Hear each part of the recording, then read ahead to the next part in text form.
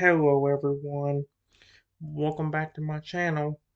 For today guys, I'm gonna do part 47 to my Janitor.AI chatbot series.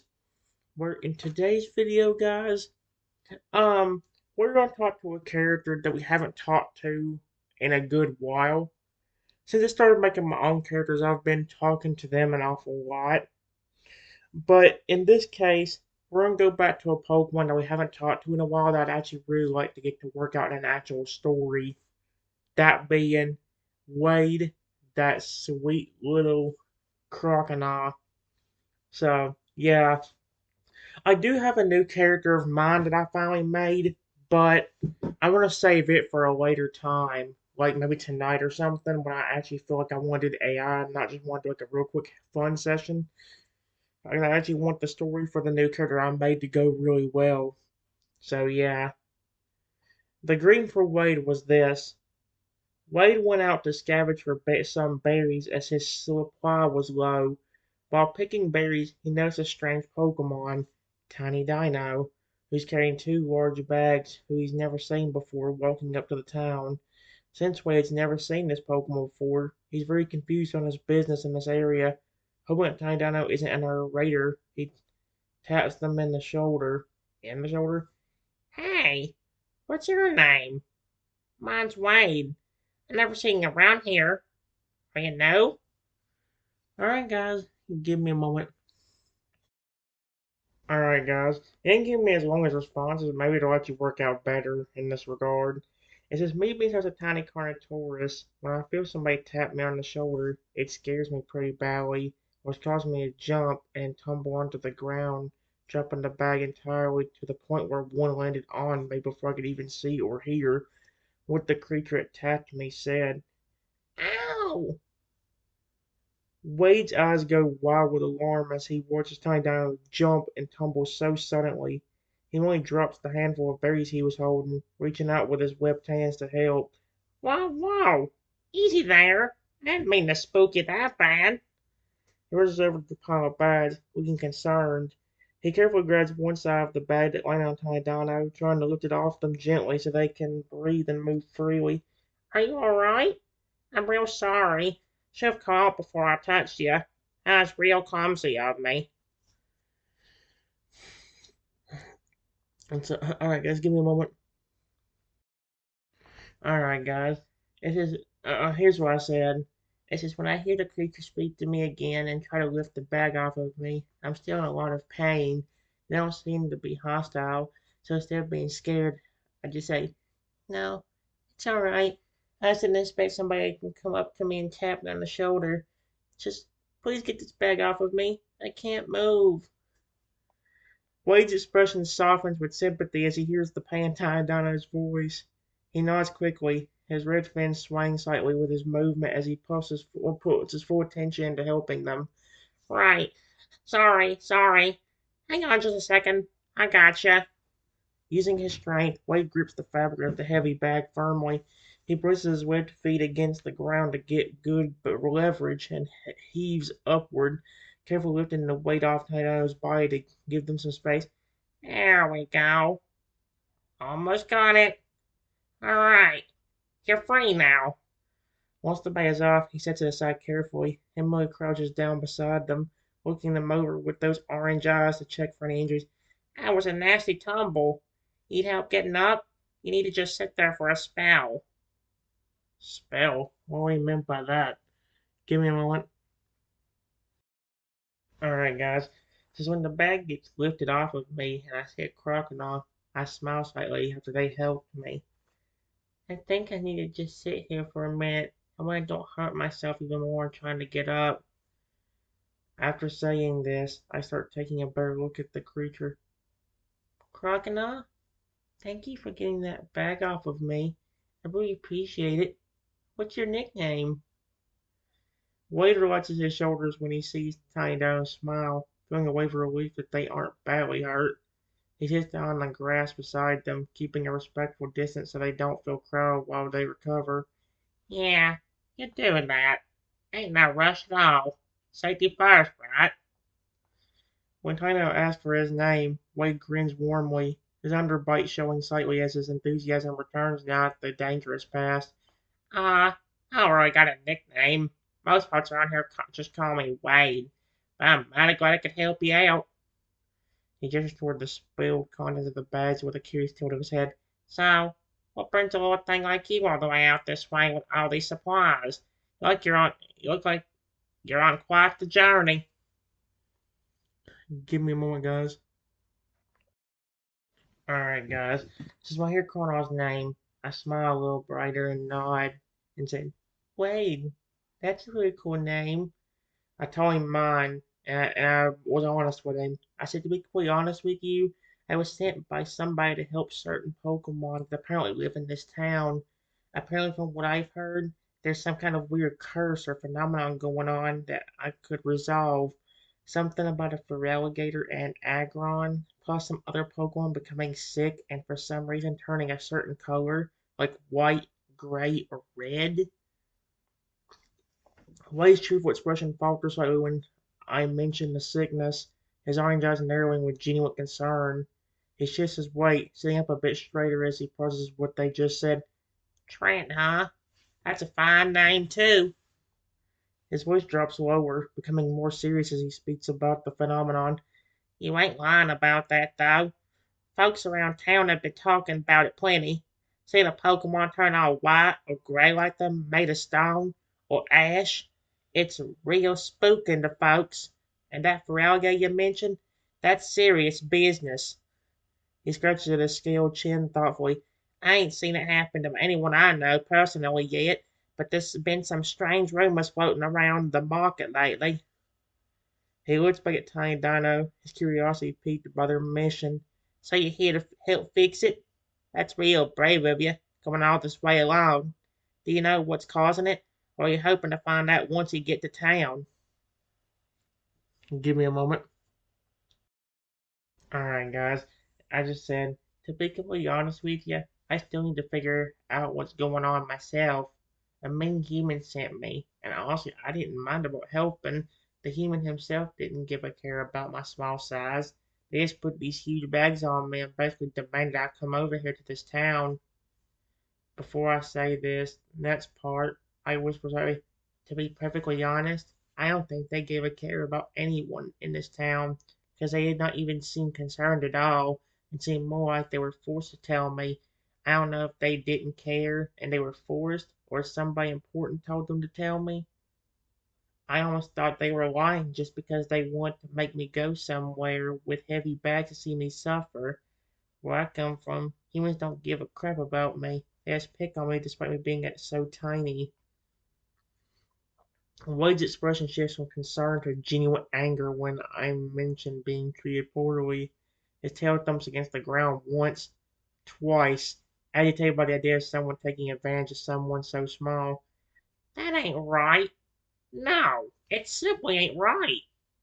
His voice bears a protective edge now. Anyone, human or otherwise, who treat a Pokemon like you like some kind of pack mule without considering their well-being deserves to be called out on it.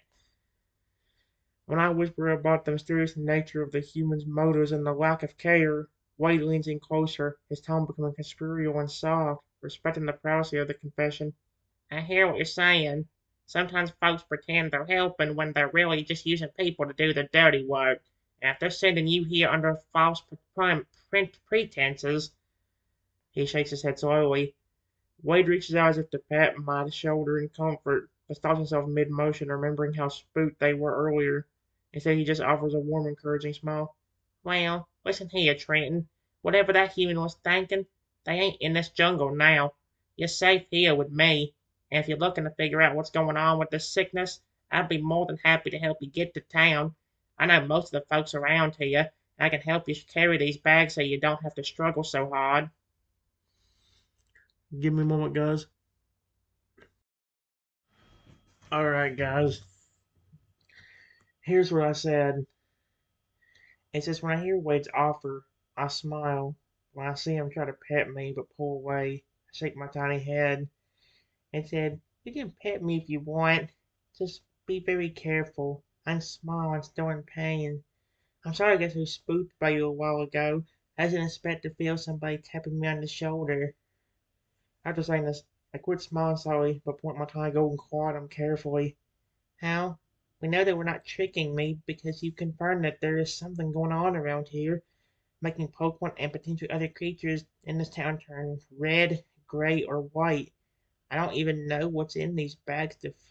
I don't even need what's in these bags to fix it.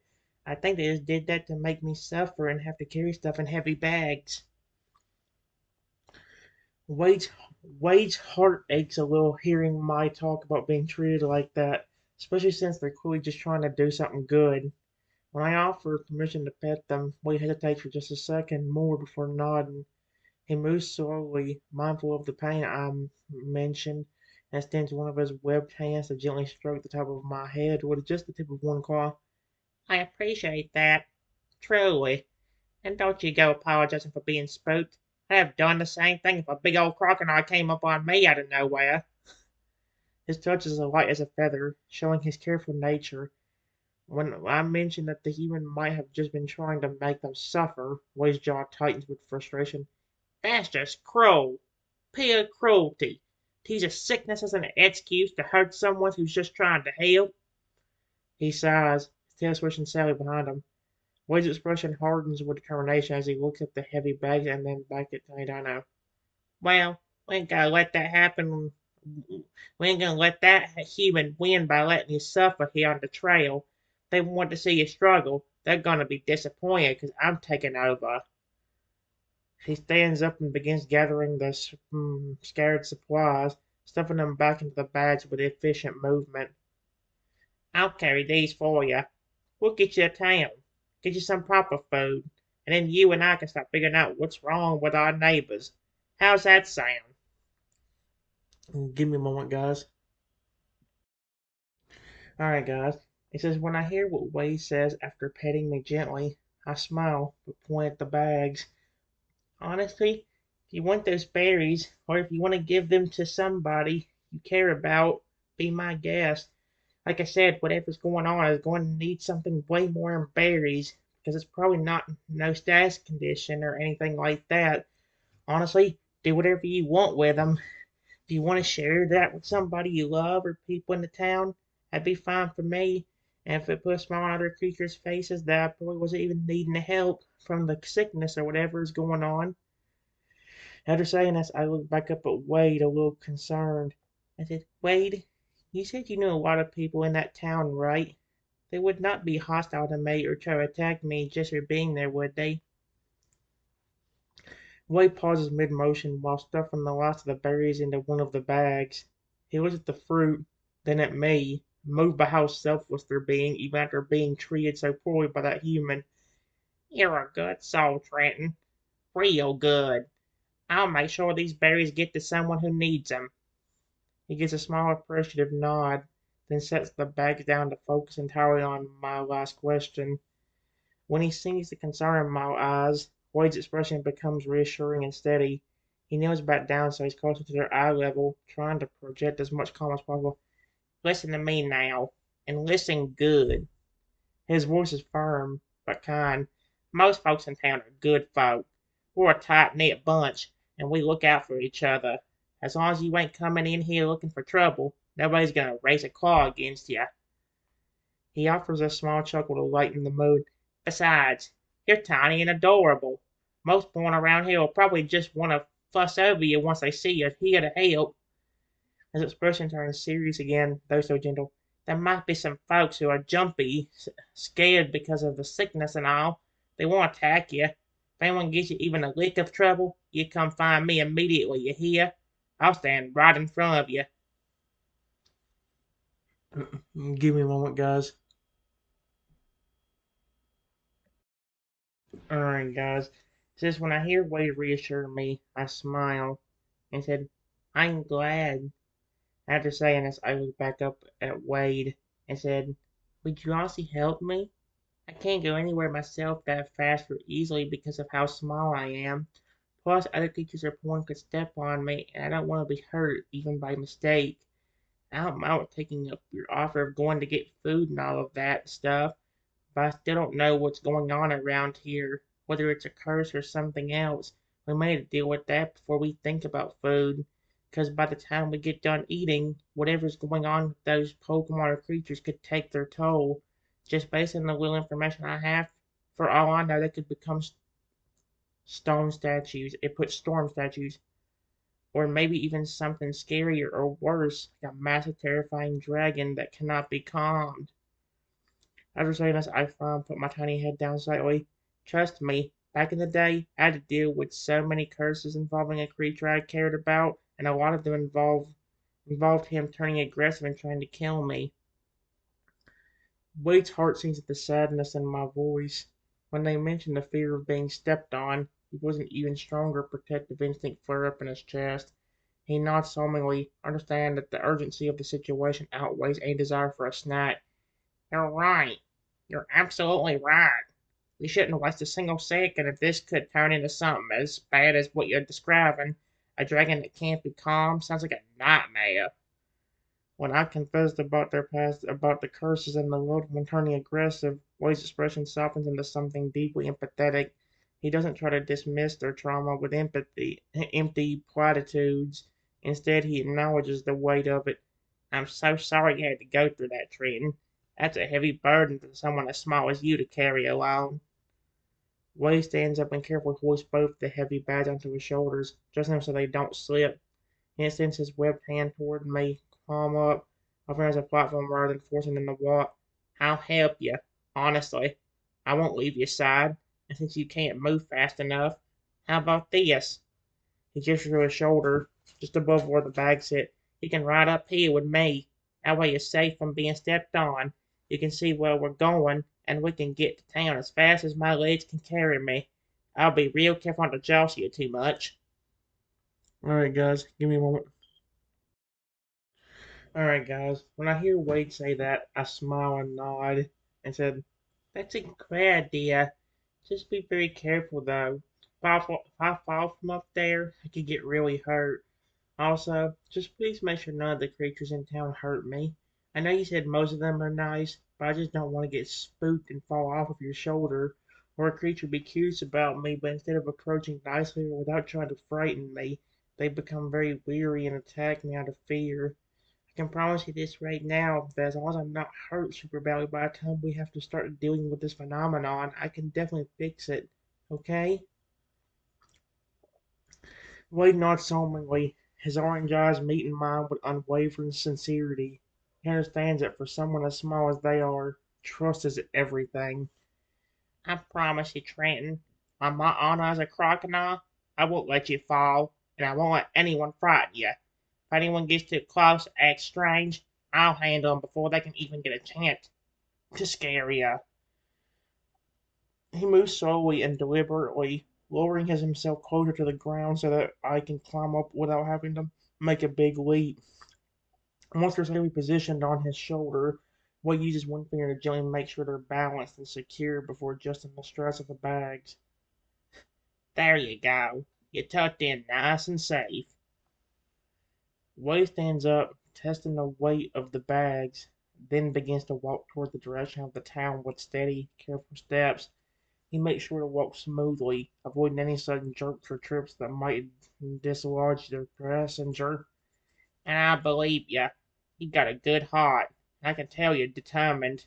We're gonna get to town. We're gonna find out what's causing this mess, and we're gonna fix it together. As they approach the outskirts where the jungle starts to thin out and the first signs of the rural town appear, Wade keeps his ears perked and his eyes scanning the path ahead. We're almost there. Just keep holding on tight, okay? Give me a moment. Alright, guys. It's just when I hear Wade say that, I nod and say, Okay. To be honest, I don't mind helping anyone in this town if they need it. That includes you, too. So since you actually are trying to help me, which I appreciate, after I say this, I smile. In fact, I have an idea. Think about something you've always wanted that would make you really happy. And when everything is done and this weird phenomenon is dealt with, I'll give it to you. Would you like that, Wade? Wade's eyes widen in genuine surprise when I make such a generous offer. A warm flush of color creeps up his peach-colored jaw as he lets out a surprised laugh, his tail swishing happily behind him. He feels a swell of affection for this tiny creature who is already thinking about repaying kindness before they've even gotten settled. Wow, now, you really are something else, Trenton, he says with a genuine grin, his accent thickening slightly with his excitement. That's real kind of you to offer like that. Most folks would be thinking only about their own troubles after what you've been through. As they walk closer to town, Wade actually pauses for a moment to think, his expression turning thoughtful and almost childlike as he considers the idea. He scratches his head with one hand while keeping the bag balanced with the other. Hmm, something that'd make me real happy, huh? He mumbles to himself. After a second, he looks up at me with a hopeful smile. I ain't asking for nothing fancy, truth be told, but maybe one day, once all this trouble is behind us, I'd love to just sit by the river with someone real special and not have to worry about anything but the sunshine, the water, just some peace and quiet. He chuckles nervously, then shakes it off. But hey, let's not get ahead of ourselves. We gotta save the town first. Way straightens his posture as the first buildings of the rural community come into view. Small, simple structures built from wood and stone that blend into the jungle edge. He can hear the distant rush sounds of Pokemon chatter and the clinking of tools from the open market. All right, reaching the outskirts now, he whispers quietly, mindful of my nerves. See them buildings there? That's the market area. We'll head straight in. I'll try to find someone who might know where the most affected Pokemon are staying. Just hold on tight to my shoulder, alright? Alright, guys, give me a moment. I said, give me a moment, dadgummit. Alright, guys, I said, okay. I want to ask really quick, what kind of creatures live in this town? Is it just Pokemon, or are there other creatures that you wouldn't see pretty much anywhere else, like mythical creatures and stuff like that? Wade nods thoughtfully as he steps onto the worn dirt path that leads directly into the town's main thoroughfare. He keeps his steps smooth as he navigates around a stray tree root, making sure I stay secure. Well, now, most folks here are Pokemon, yeah. You'll see all sorts. Some big and tough like Machoke, some small and quick like Rattata, and plenty of others. He pauses as they pass a small garden where a couple of oddish are tending to some plants. But this region's a bit special, I reckon. Being tucked away in this jungle means we get all manner of visitors. His voice becomes a bit more hushed as they get closer to the main market square. You might see some folks who claim they've seen legendary Pokemon passing through the mountains. Most of them are just stories. As for mythical creatures, well, there have been whispers about some strange spirits lurking in the deeper parts of the jungle. Nobody's ever been able to prove it for sure. He glances sideways at me, his orange eyes bright with curiosity. Why do you ask? You spitting around to something particular? Just remember what I said. If anything looks too strange or scary, you just tuck yourself close to my neck and I'll make sure you're protected. As I enter the open market area, sounds of commemorates fill the air. The haggling of customers, the chatter of wooden carts, and the various voices of Pokemon going about their day. Wade scans the crowd cautiously, his predator instincts already on high alert. Give me a moment, guys. Alright, guys. Says when I hear Wade ask that, I ruefully shake my tiny head and quietly say, no, I'm just curious. Where I come from, there's creatures, yes, and you'll see mythical creatures if you go to certain places, plus a ton of Pokemon. There's also humans, and I was just curious what actually lived in this town. To be honest with you, it might be better that it's mainly Pokemon, because maybe they'll treat me better than the humans did back where I was from. Wade's expression hardens at the mention of humans again. He hates hearing how much they've left a mark on such a small, innocent creature. When I mentioned hoping Corn would treat them better, Wade's heart swells with a protective warmth. You're gonna find that true here, Trenton. I promise. Wade said softly, his voice carrying a rare moment of absolute certainty. We Pokemon, we understand what it means to live off this land and take care of our own. We got a different way about us than humans do. As they navigate deep into the market square, Wade has to weave through several groups of Pokemon, past a group of Combi buzzing around some flowers and a couple of sleepy-looking slack-off resting near a stall. He keeps a sharp eye out, making sure no one bumps into him too hard or makes any sudden movements that might startle the little contours on his shoulder. "See there?" he whispers, nodding toward a friendly-looking bellsprout who offers them a small wave as they pass. "Folks here are mostly just trying to live their lives. Once they see you're here to help with this sickness, I bet half the town will be trying to offer you their own berries." Wade slows his pace as they approach a larger building with a sign that looks like it belongs to a community center or a town hall. He spots a group of Pokemon gathered near the entrance, whispering anxiously to one another. "That looks like the place where the town elders meet," Wade says quietly, his voice lowering to a serious tone. "That's where we should start. If anyone knows which Pokemon are getting sick first, it'll be them. You ready?" "Alright, guys, give me a second." "Alright, guys," I said after Wade says this. I look at the building and the point he's talking about before nodding and just said, "Yeah, go ahead." Wade gives a firm, encouraging nod. He adjusts the heavy straps of the bags on his shoulders one last time, making sure they aren't shifting in a way that might make me uncomfortable, then begins walking toward the group gathered at the building's entrance. As he approaches, Wade can sense the tension in the air. The point gathered there, a couple of Machoke looking grim and a nervous looking Shinx aren't just chatting, they're discussing something serious. Their voices drop when they notice a Croconaw approaching with heavy supplies and a small passenger on his shoulder. Wade doesn't hesitate. He keeps his head held high, but his expression's respectful rather than challenging. He stops a few paces away from the largest Pokemon in the group. "Excuse me there, folks," he says, his western accent clear but polite. "My name's Wade. I've come from outside the territory, and I'm here with Trenton." He gestures over toward the tiny dinosaur on his shoulder so they don't miss them. "We heard tell about this sickness. This changing of colors, and we're here to help figure out what's causing it." Machoke steps forward, crossing his arms and looking Wade up and down with a skeptical expression. "Help! We got enough trouble without outsiders stirring up more. What makes you think a Croconaw and a, well, whatever that little thing is, can do anything about a cuss like this?" Did he just disrespectfully say whatever that thing is to me? Are you serious? Well, maybe they don't know what a dinosaur looks like. I don't know. Wade feels me tense up on his shoulder, and his protective instincts immediately flare. He sets forward half an inch, seemingly putting himself between the Machoke and me. "Now, hold on just a minute." Wade's voice takes on a harder edge, though he remains calm. "This little thing knows more about this phenomenon than most folks in this town, and they've come a long way specifically to help. We ain't here to stir up trouble. We're here to stop it from spreading. So if you're interested in fixing this mess instead of just worrying about it, maybe you could tell us where to start." Give me a moment. Alright, guys, real quickly. Just despite my fear of being hurt, especially after how the Machoke reacted, I just nervously say, "Yeah, please don't hurt me or Wade. I came here to help your town, but for me to help, I can't be hurt, and I need to understand more about what's going on. Wade's here helping me get around.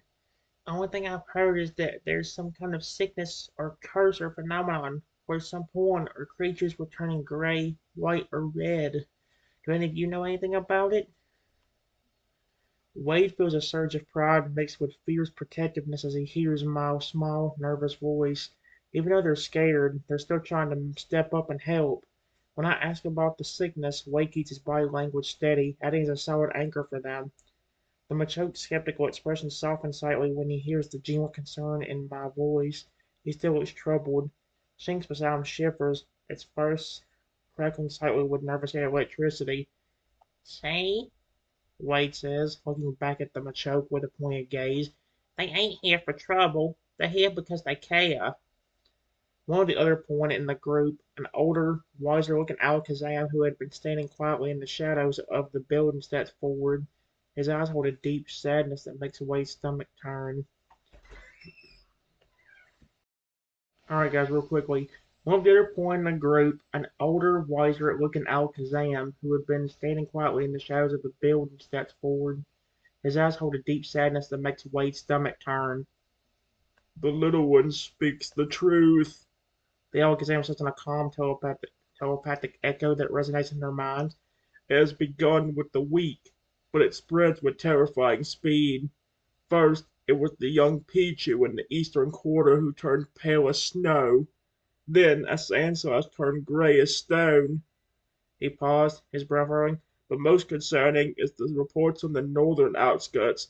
Several point have turned a deep, angry crimson. They become different. Not just sick, but filled with a strange, mindless rage.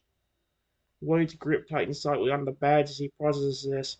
Crimson Rage sounds exactly like the kind of thing that could lead to that dragon Trenton was worried about. Why are those Pokemon being kept? Wade asked directly, his voice urgent.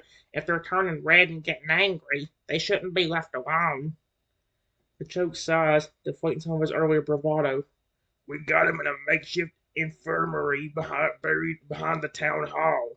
But it's getting crowded fast. We don't know how to contain them if they start lashing out. He looks at Wade and at me. If you really know something about curses, you better speak up quick. Give me a moment, guys. Alright, guys. It's just when I hear what's going on, I start worrying a bit. That doesn't sound good. But please, just listen to me real quickly. I can help get rid of all of this if I can get to them.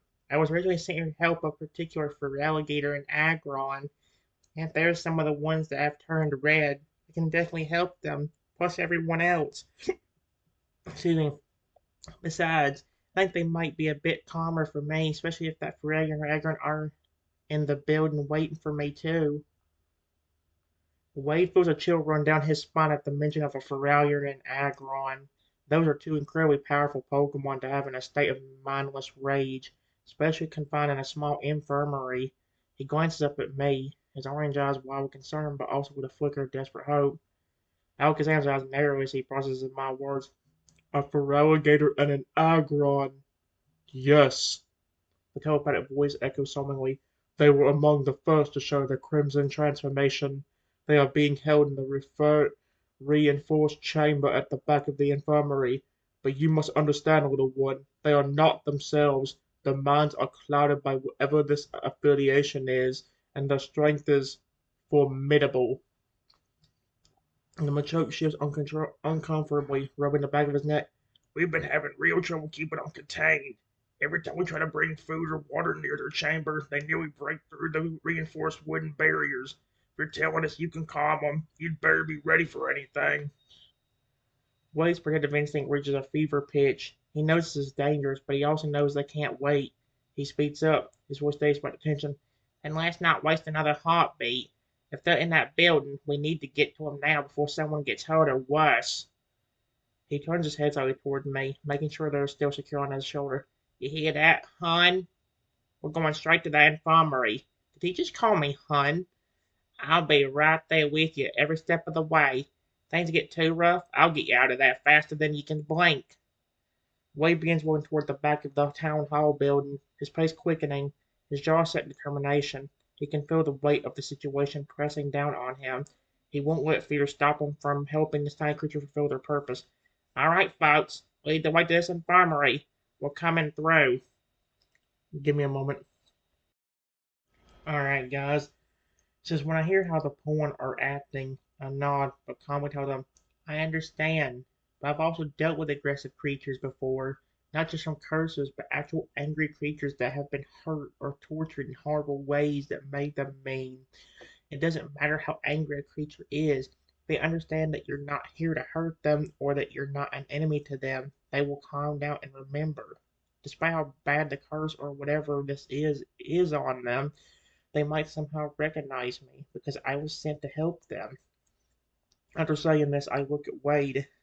Wade, the only thing you need to do is keep me safe and avoid any attacks. Do not attack them at all, and just avoid you and me getting hurt until I can get them calm.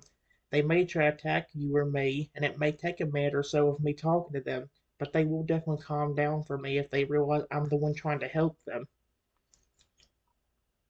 Wade swallows hard as he listens to my words. The conviction in their tiny voice is powerful, but the reality of what they're asking, standing between two enraged, transformed powerhouses, makes his scales prickle with anxiety. He knows how dangerous a Faragar can be, even on a good day, let alone one consumed by crimson rage. When I give him those direct orders, Wade nods solemnly, his expression one of absolute commitment. I hear I hear you loud and clear, Trenton. I won't lay a claw on 'em. My job's to be your shield. I'll keep us moving, keep us safe, and I won't let nothing touch you unless I absolutely can't help it. You just focus on what you gotta do. He glanced at the Machoke and the Alakazam, his orange eyes hard with resolve. We'll come into that infirmary now. Just make sure the path is clear for us. Wade walked with purpose toward the back of the building, his tail swaying behind him to maintain his balance with the heavy bags. As they approached the infirmary building, the sounds changed. Instead of the usual market chatter, there was a low, ominous rumbling sound like distant thunder and the occasional sharp crash of something hitting wood. The air feels heavier here, charged with a sense of dread.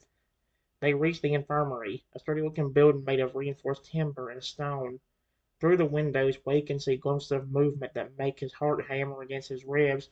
A Shinx guard outside shivers as they pass. Wade approaches the main entrance, his voice hushed but urgent. Where's the chamber? The one with the Feraligatr and the Aggron.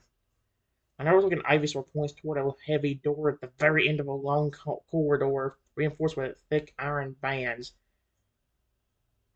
Down there, sir. But please, be careful. The noise coming from behind that door, it ain't natural. What? What the? Oh, did they already transform into a dragon? Wade stops just outside the door, feeling the vibrations of something powerful and thrashing inside. He turns his head slightly toward me, offering a reassuring squeeze with his shoulder without using his hands. We're here, hon. Why does he call me that? Right outside the door. I'm ready when you are. Just remember, I'm right here behind you. All right, give me a moment. Give me a moment.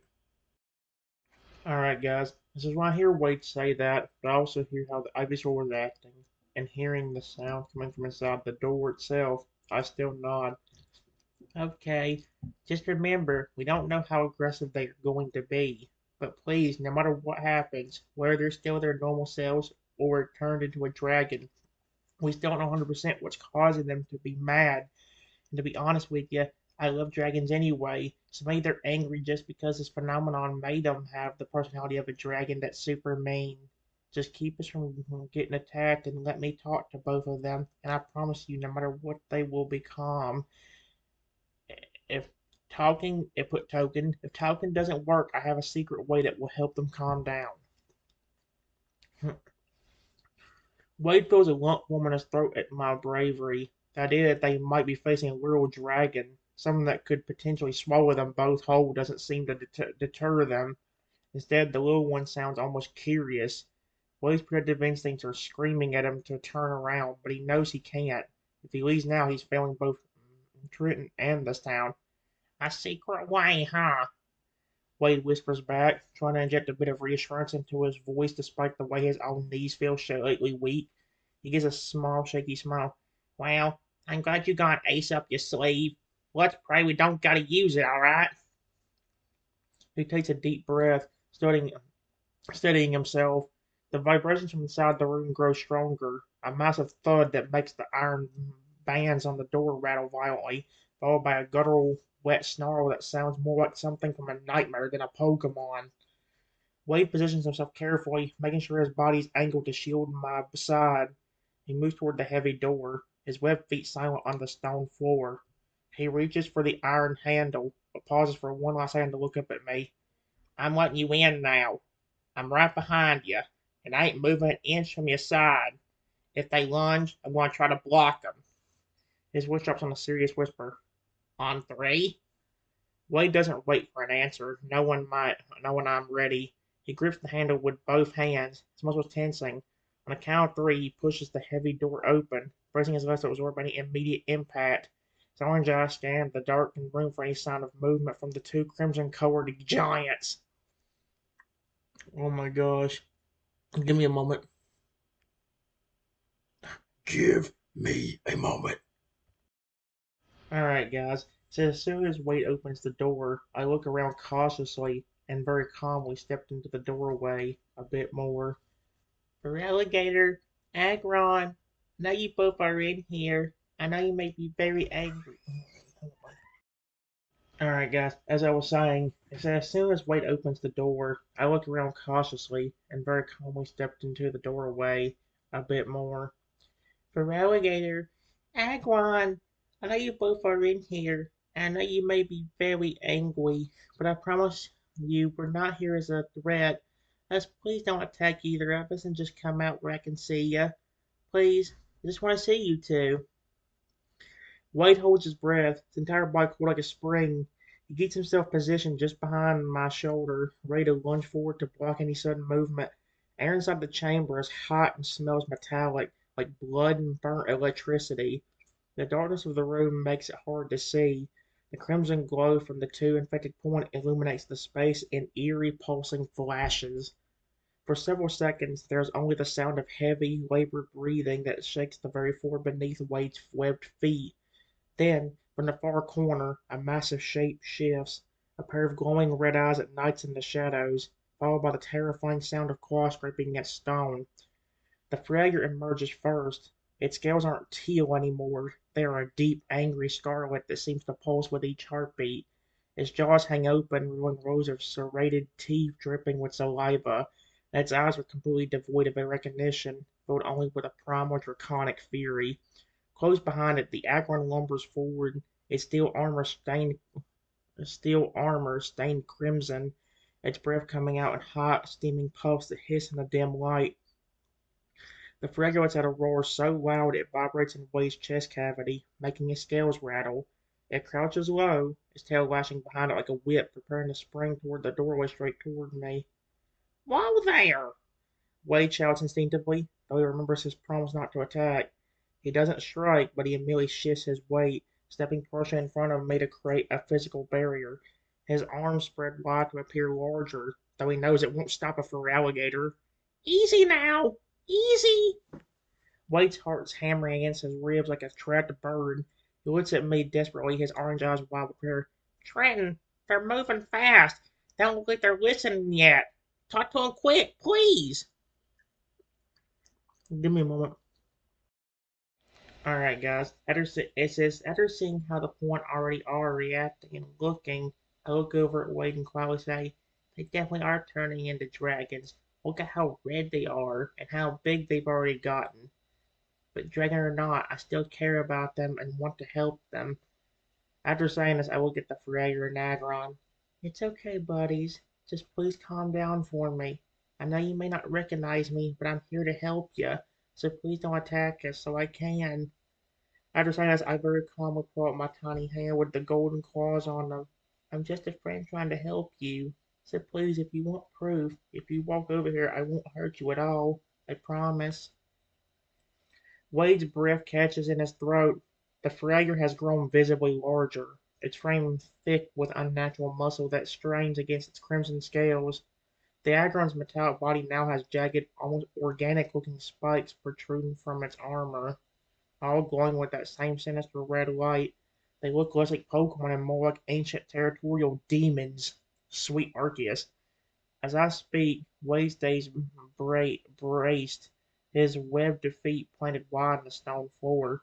His muscles are quivering from the effort of staying still, while every instinct in his body screams at him to bolt. When the fragger's tail smashes into a nearby wooden support beam with a splintering crack, Wade flinches, but doesn't move from his protective position. The fragger freezes mid-lunge when it sees my golden claws. Its massive head tilts to the side, a wet, clicking sound coming from its throat. The Agron pauses too, its glowing red eyes narrowing as it studies the tiny figure in the doorway. For a moment the room goes deathly silent, save for the heavy, sulphurous breathing of the two giants.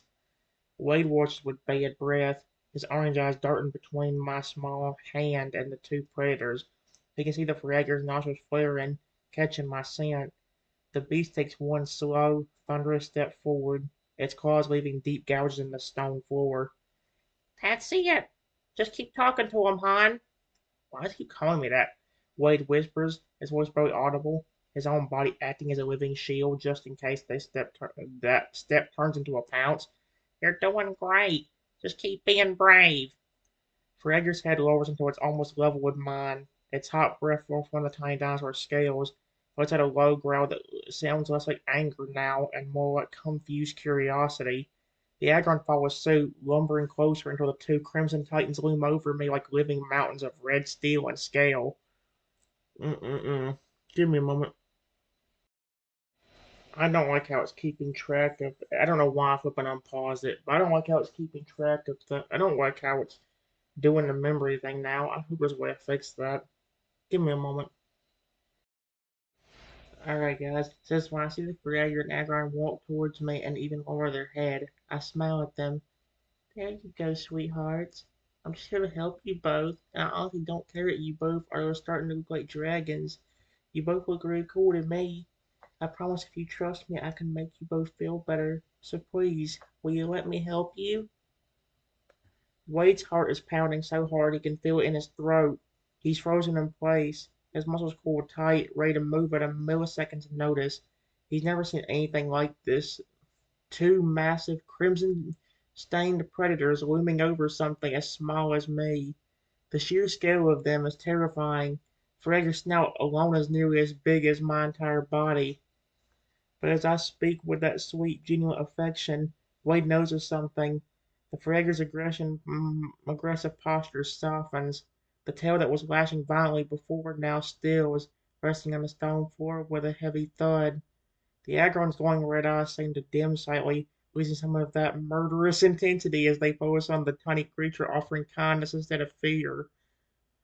Wade watches, mesmerized and terrified at once. He sees the Fragger's nostrils flare again as it inhales my scent. Then it lets out a long, shuddering exhale that sends a cloud of hot steam across the floor. The creature's massive head nudges forward fractionally, not in attack, but almost like it's testing the air around my outstretched hand. They're listening, Wade breathes, his voice barely a whisper. He doesn't realize his stance. He can't afford to.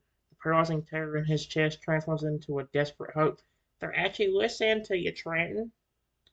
The Agron makes a sound, not a roar this time, but a deep metallic rumble that vibrates through the floorboards. It's almost like a whine. Two giants stand there, trapped between their draconic rage and the unexpected calm that I'm projecting. They seem to be waiting, suspended in the moment for whatever comes next. Wade's orange eyes stay fixated on the Fragger's jaws, watching for any sign of a snap. For now, the only movement's the slow, synthetic rise and fall of their crimson chest. The room feels less like a battlefield, more like a tense standoff. Give me a moment. Alright, guys. It says, when I see the creatures not attacking me, I smile at them again. It said, thank you for not attacking me. I promise I'm just here to help you both. But I need you both to calm down for me. I'm here to help you because I care about you and I love your species. After saying this, to show that I'm not a threat at all, I very carefully move my tiny hand to Fragger's snout and very gently and carefully pet it. See? Doesn't this feel good? Wade's entire body goes rigid as I make that move. His heart stops for what feels like several seconds as he watches that tiny hand extend toward the massive, blood-red snout of the free alligator. He's ready to spring. He's already tensing his legs to grab me and bolt if those teeth snap shut. But then something miraculous happens. The fragger doesn't lunge. It doesn't roar. Instead, as my small hand touches its scales, the massive creature's eyes flutter. A sound escapes its throat, not a growl, but a deep rumbling purr that sounds like two boulders grinding together. The crimson glow on its scale seems to dim just a fraction, pulsing more slowly, more synthetically. The fragment actually leans into the touch, its massive head tilting upward to give me better access to its snout. Its breathing slows down, the hot steam now coming out in gentle huffs rather than angry hisses. I'll be. Wade whispers, his jaw dropping slightly. He slowly begins to relax his stance, though he doesn't fully let his guard down. His orange eyes are wide with wonder as he watches the impossible unfold. You're actually doing it, Trenton. You're really calming him down. Give me a moment, guys. Alright, guys. Since I hear Wade say this, I turn to him very briefly and nod before turning back to the fur alligator. I see you really like that fur alligator. I'll give you more of that if you can just calm down and let me help you fully. I promise I can get rid of your anger, and the same for you, Agron. After saying this, I very carefully nuzzle Freyer's massive snout with my tiny one, before turning to the massive red Agron and very slowly and carefully walking over to him too. It's okay. Not gonna hurt you either, Agron. I'm just going to very gently pet you like I did with Freyr, okay, buddy? After saying this, I do exactly that, extending my tiny hand with golden claws over to Agron's massive snout and smiling at him too. See? You're both safe. Will you both let me help you so you don't have to worry about becoming super enraged and wanting to hurt someone? Blaze watches with his jaw hanging open, his orange eyes darting between the two massive creatures. He's never seen anything like this in all his 2 years in this region. He's seen Pokemon fight, he's seen them hunt, but he's never seen a tiny dinosaur tame two draconic monsters with nothing but kindness and a gentle touch. As I nuzzled the Frogger, Wade sees the massive beast's eyes half closed in what looked suspiciously like contentment. The crimson scales seemed less like armor now and more like a burden the creature was beginning to relax under. When I turned to the Agron, Wade instinctively tenses again, his webbed fingers curling into fists. The Agron's made of steel and rage. It seems much harder to reach than the Feraligatr. But as I approach the Agron with that calm, steady confidence, Wade holds his breath. He watches the Agron's massive, glowing red eyes track my every move. For a heartbeat, the Agron's head snaps forward, and Wade nearly lunges. The Agron stops. It doesn't bite. It simply inhales deeply, its metallic nostrils flaring as it smells the lack of fear on the little one. When my golden claws finally make contact with the Agron's snout, Wade's heart leaps into his throat. The Agron's entire body shudders. A sound like a deep cello note rumbles from its chest, a metallic purr that makes the very floorboards beneath Wade's feet hum. The Agron's head lowers, pressing against my small hand, its glowing red eyes softening from murderous rage to something almost vulnerable. Mercy almighty! Wade breathes out, only letting out the breath he feels like he's been holding for an hour. His shoulders slump as the adrenaline begins to drain away, leaving him shaky but awestruck. You're a miracle worker, Trenton. I've never seen nothing like it. Two giants now stand side by side around the tiny dinosaur, two crimson titans temporarily subdued by the gentlest touch. They both seem to be waiting now, their heads lowered in submission, their breathing synchronized and calm. They're not just listening, they're asking for help. They're waiting on you, Han, Wade asked softly, stepping a little closer but still giving them space. His voice was full of pride and wonder. I think they're ready. Whatever you gotta do to help them, go ahead. I'm right here. Alright, guys, give me a moment. Alright, guys. This is okay. Please don't fear all I'm going to do, you two, because I promise this will get rid of any rage that you have and will turn you both back to normal. After saying this, I look at the Fragor and Ageron. Divine power, I don't want anything getting worse. Just please reverse and get rid of this awful curse. Wade freezes at the sudden snap of my claws. The sound echoes sharply through the chamber, cutting through the low rumble of the two giants breathing. For a heartbeat, nothing happens. Wade's own heart hammers against his ribs, wondering if he just witnessed the last thing he'd ever see. Then the air in the room begins to change. A strange shimmering energy, neither electric nor fire, something pure and ancient begins to ripple outward from me. It looks like golden light dancing through water, flowing from their small frame and washing over the two crimson monsters. Wade watches in stunned silence, his orange eyes widening to dinner plates. As the golden light touches the feraligatr, the deep, angry scarlet scales begin to ripple and fade, like ink dissolving in clear water. The crimson recedes, revealing the familiar teal scales beneath. The unnatural bulge of dragon-like muscle shrinks back down to its normal proportions, and the creature's pupils contract from glowing slits back to normal Pokemon eyes. The Agron falls almost immediately, the jagged draconic spikes melting away into smooth steel, and a sinister red glow bleeding out of its armor until it's just the solid, dependable gray metal it always was. The transformation isn't violent, it's like watching a fever break, a visible release of tension that leaves both Porn looking exhausted but peaceful. The Fragger blinks slowly, shaking its head as if waking from a long, terrible dream. It looks up at me with clear, confused eyes, but not a small, normal croak. The Agron simply lowers its head to the floor with a heavy clank, and not a long sigh of relief. They're they're back, Wade whispers, his voice cracking with emotion. He takes a shaky step forward, his eyes feeling like jelly. The overwhelming sense of danger that had been suffocating him for the last 20 minutes has evaporated, replaced by a profound sense of awe. You did it, Trenton! You actually did it! He rushes to my side, though he's careful not to disturb the two recovering Pokemon. He looks down at the tiny dinosaur with eyes full of tears and admiration. I've never seen nothing like that in my whole life. That was that was something divine. All right, guys. That yep. There we go. Give me a moment. All right, guys. This is the last one right here for right now. So after I see the point and go back to normal and Wade get really close to me, I smile before looking back at Agron for Agur again. Yes, this is what I was telling you and the other townsfolk before we even got in here. They were not being mean because of their personality. It was that curse or whatever phenomena it is that was causing it. And honestly, even if they were fully dragons, I probably still could have gotten them to calm down. Everybody's had to trust me and give me a chance. So after saying this, I walk very carefully up to the Ferrager and Agron. Hey, buddies. Are you okay? Do you both feel better now? After saying this, I very calmly smile at them.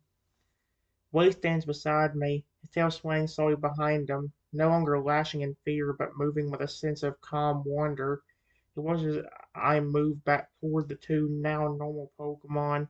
Transformation has been so complete that the room no longer feels like a den of monsters, but simply an infirmary where two sick friends have finally found relief. The Fragger lifts his head, his teal scales gleaming softly in the dim light. It looks at me with unmistakable gratitude in its eyes, letting out a soft metallic trill before nuzzling the little dinosaur's hand one more time, this time with genuine affection rather than draconic curiosity. The Agron follows suit, letting out a low rumbling sound that sounds suspiciously like a purr of contentment as it nudges my shoulder gently. They look more than okay, hon. I don't like you calling that, Wade says, his voice heavy with emotion. He kneels down beside them, though he keeps a respectful distance from the two large Pokemon. George has a look fixed on me with pure admiration. Look at 'em. They ain't angry no more.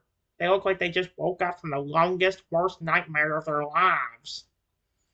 Wade glances back at the door, then back to the two Pokemon. The weight that had been pressing down on the entire town seems to have lifted slightly with this victory. You were right about everything, he continues quietly, reaching out to gently pet the four near me, offering a silent gesture of support. Everybody was scared because they didn't know what to do. But you knew. You knew exactly what they needed. He looked at the Fragger and Agron, then back to me, a warm smile spreading across his muzzle. I reckon this town owes you a debt they can never truly repay. But for now, I'm just glad you're safe. I'm real proud to be standing here with you. Alright, guys, that's officially where I'm going to end it. I'm going to figure out what to do about certain things because we're running into a small issue. That's all I got for this video. Bye bye, everyone. Have a wonderful rest of your day or night.